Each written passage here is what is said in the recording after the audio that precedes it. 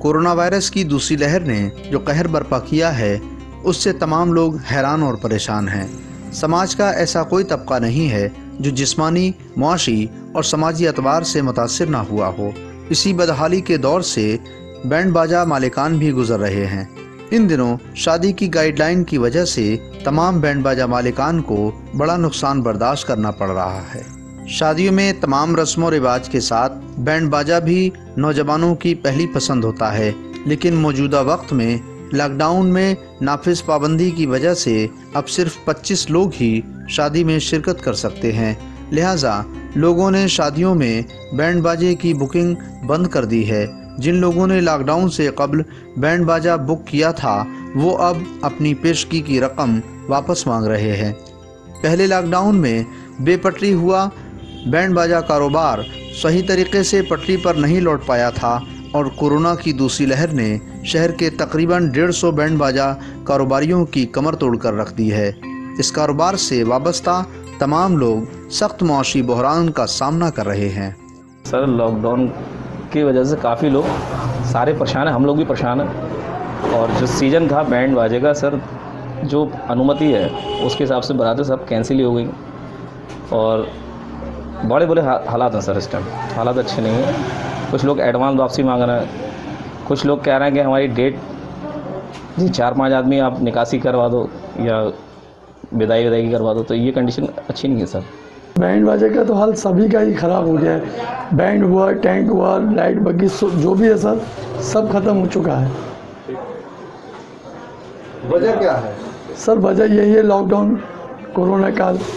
इसमें सिस्टम ये चल रहा है कि जो भी लोग बुक कर रहे हैं सब डर रहे हैं। डरने के बाद सर उनका कहना यही है कि भैया हम नहीं बजवा पाएंगे बारात, जो एडवांस है वो वापस करिए। बैंड बाजा ऐसा कारोबार है जिसमें न सिर्फ बैंड बाजा बजाने वाले अफराद शामिल होते हैं, बल्कि लाइटिंग, आतिशबाजी, घोड़ा बग्गी समेत तमाम लोग बतौर कारीगर और मजदूर शामिल होते हैं। शहर में तकरीबन 150 बैंड बाजा मालिकान में फी मालिक के पास 30 से 50 लोग वाबस्ता होते हैं। यानी एक बैंड बाजा मालिक के यहाँ से 30 से 50 ख़ानदानों के घर का खर्च चलता है। शाही शादियों में ये अमला इजाफी होकर तकरीबन 100 तक पहुँच जाता है। अगर हालात साजगार हों तो एक बैंड मालिक को एक सीज़न में 50 से 70 शादियों में बैंड बाजा बजाने का मौका मिलता है।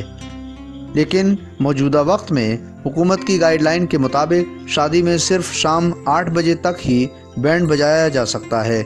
लिहाजा शाम की शादी में महज 1 या 2 घंटे के लिए कोई शहरी बैंड बुक करने को तैयार नहीं है, जबकि शादी में शामिल होने वाले बारातियों की तादाद भी 25 लोगों तक महदूद कर दी गई है।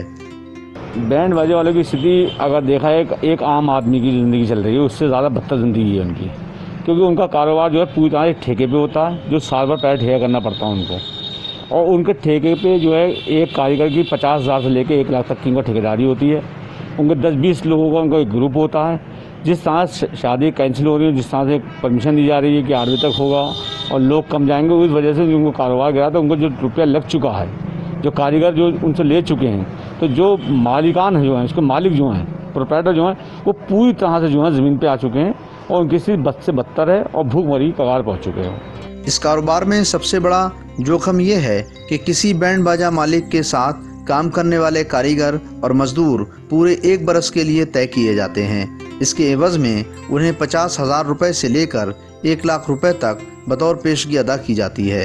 एक बैंड बाजे में अगर 30 कारीगर या मजदूर हैं तो बैंड मालिक का लाखों रुपया तो पेशगी में ही चला जाता है। पहले लॉकडाउन में मौशी तौर पर तबाह हो चुका बैंड बाजा कारोबार दूसरे लॉकडाउन में खात्मे के दहाने पर खड़ा है। बरेली से ईटीवी भारत के लिए मुस्तफिज़ अली खान की खास रिपोर्ट।